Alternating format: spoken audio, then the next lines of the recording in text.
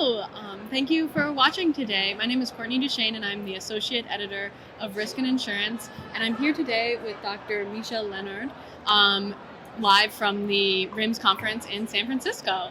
And we're here to talk about Triple I's Insurance Economics Outlook for 2022. So to start off, are there any key points from the Outlook you want to highlight? Well, first, thank you so much for having me here today. It's really exciting to work with our sister company within the institutes. We really look at insurance economics. So we try to translate insurance economics for our members, for the industry, for your readers. So our outlook takes the global macro environment, the economic drivers of insurance performance, and try to translate this again for folks. So when we're looking at where we came from in the last year and where we're heading from, where we're heading to, traditionally the industry, we do better going into a correction or a recession, but then we lag a bit on the way out. So the economy as a whole kind of picked up about 6 months ago. We know that with GDP booming and all of that. So now we've been lagging, but now we're starting as an industry to see our fundamentals align for peak performance, as I call it. And some of the main things we're seeing is what we call underlying growth.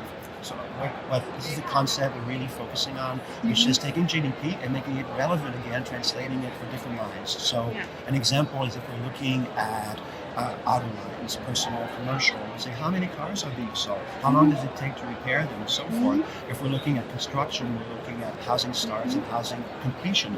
And we ended the year with growth in the industry, this underlying growth, way below our overall growth. We were actually almost at 1%, a little less than 1%.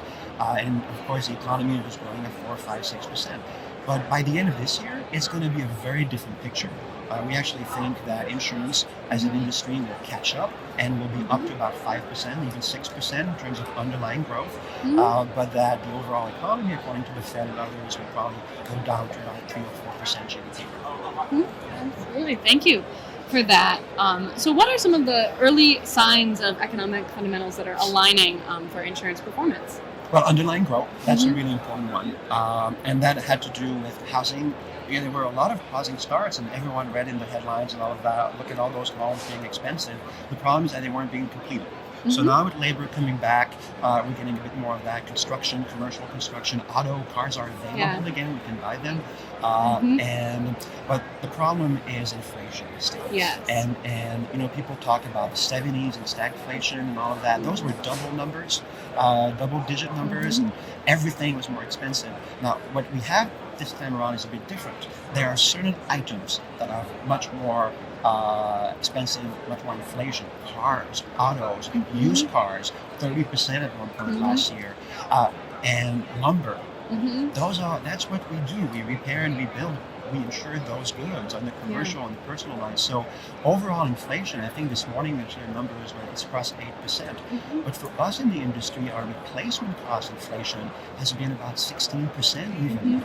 And by the end of the year, not as like growth is going to be better for us, but it's still going to be pretty bad on the inflation side. What impact do you see inflation as going to have on the industry, say to the end of 2022? It's about rates. It's really going to push rates up. And so there's an issue of affordability, availability, if we're looking at extreme weather on top of that. And the answer as the industry is really to work with our communities and try to find ways to better manage risk on the extreme weather side, and maybe folks engaging in behavioral change, trying to harden their roofs, harden their homes, and so forth.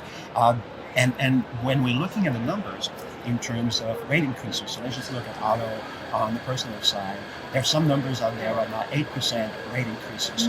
But as I was pointing out, replacement costs have been 20% in some cases. So we're really trying as an industry to share the burden with our insured and really come up with, because that's what really matters for us, and it is a big part of our communities and so forth. But it's definitely going to send rates, upward pressure on rates, and it's also going to put some pressure on combined ratios and other performance indicators.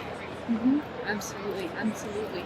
So looking at P&C lines, are there any that you think are going to be most affected by some of these issues we've went over, or some that might not be touched as much? Thanks, Courtney, for that question. Absolutely. Again, it goes back 80s, all that hyperinflation. It was everyone. This time around, it's auto. Yeah. Auto, a little better on the commercial side and on the personal side for a variety of reasons, but auto is very impacted. And homeowners because of lumber, a little more than commercial construction. That's the bulk of the impact. Liability, a little less so, because liability, it's social inflation as opposed to price inflation. So there are a lot of issues in that area, but the inflationary pressure, a little bit on the retail side, there's a correlation there between the amount of words and so forth. But we can really focus on those core lines. And again, that's the core of what we do on the personal side and the commercial side. Yeah, for sure, for sure. So we've talked a little bit about some of these underlying growth and replacement costs and how they're affecting rates. I was just wondering if you had anything to add on that point, anything you wanted to delve into further? Absolutely. So we have a roadmap. And it's all great to know where we've been from, but we've come from. We also want to say where we're heading. So we're looking at 2022 right now, 2023, both growth in the right place, hopefully, inflation heading, narrowing the gap between our replacement costs and overall. So going into 2023, we think we'll be seeing signs of economic fundamentals aligning for peak insurance performance. There may be some delays, though, Courtney. Russia, Ukraine, COVID, supply chain issues. But we're really looking forward to that time there. And some of the red and green flags that we recommend members and carriers and underwriters and so forth look at is this geopolitical risk, but also especially supply chain. Yeah. And a great metric that I keep telling people, look at this, is containers and container utilization on ships. That's a traded commodity, and you can go 2 or 3 years forward, and that gives you a sense. If the prices of those, if the availability is getting in a better place, it means that our supply chain will get in a better place, and it means that the cost of cars and so forth are going to be better, that lumber is going to be around more. And are you seeing it get into a better place, or how are the trends looking? What's that? Are you seeing we talked about the containers as being an indicator. Are you seeing that get to a better place? Yes, we actually had an inflection point just before the holidays in November, December, where prices are, and I'm not an expert about that, but folks who are experts, I focus on the insurance side, but folks who are experts are saying that that's the time that we had the biggest bottleneck, and that's the point, and then it turned around. And hopefully, it was like this, and then like that. Economists like to use their hands, and hopefully that will continue into next year, into 2023, second half of the year. However, again, we had the issue with Ukraine and all that. Yeah, so looking into the issue with Russia's invasion of the Ukraine, how are you seeing that affect this economic outlook that you have? Well, first, we insure some of these risks, war, civil war, and so forth. Thankfully, American carriers don't have as much exposure, and so that's the industry perspective. Cyber is really where folks, companies and individuals, consumers in America need to be looking at this, and if there are exceptions in their policies. But looking at the macro impact, Europe is being the most impacted. We're actually lucky here. We don't get our gas, we don't get our oil, well, 7% of our oil, but still it can be compensated and so forth. So we've actually looked at the impact of Ukraine and inflation as of now about 1% more. And we saw that in the latest numbers, and we can't really, it's easy right now to say it's Ukraine inflation. The trend was there, but it can accelerate or it can reduce, but it's not going to change the band in which we are. So about 1% more, and then on the growth side, maybe 1.5%. And then that's overall, and for us as an industry, just a little more inflation, maybe 1.5 on top of what we had. So what this is doing, Courtney, is that it's pushing back from early next year, 2023, peak alignment of economic fundamental for insurance to maybe the second half of the year. Great. So turning back to Triple I's insurance economics outlook for 2022, if there was one tangible thing from the report you'd want insurers in the P&C space to know, what would it be? Inflation and replacement costs.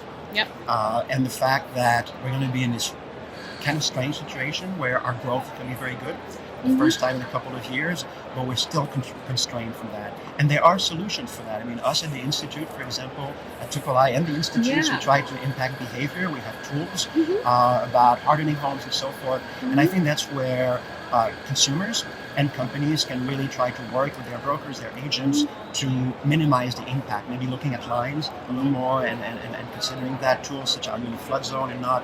So that's really the most important. You know, our members, we have this product where we sit down with them and we translate insurance, inflation, and so forth into replacement costs, and that's where everyone is focusing right now. Absolutely. You mentioned solutions to kind of mitigate some of this. I'm wondering if you could just talk about some of those solutions, maybe that Y has been involved with, or what you're seeing. Absolutely, thank you. We actually had an initiative called the Resilience Accelerator. And that's our goal, is to accelerate resilience. And we're in California today, so we're thinking wildfires. And a lot of our fellow industry colleagues here are looking at how can we ensure in an affordable and available manner wildfires. And they are, and my colleague Janet Ruiz is here today as our West Coast Public Affairs representative. And she's worked with IBHS and some of our sister organizations to how do we harden homes, how do we create a periphery around them to protect from wildfires. On the East Coast and in the South and so forth, in Florida, it's about flood.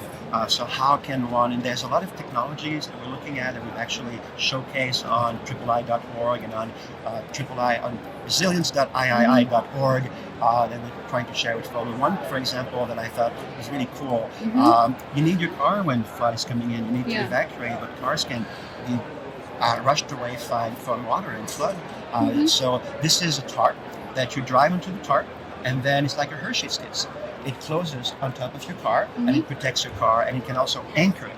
So when the water has receded, your car is still there, it's been anchored, attached, and then you can drive away, you can put some protection in there. So there's small technology that can really make a difference in that regard. For sure. Well, thank you so much for taking the time to speak with me today, Michel. Well, it's really a pleasure, Courtney. Yeah.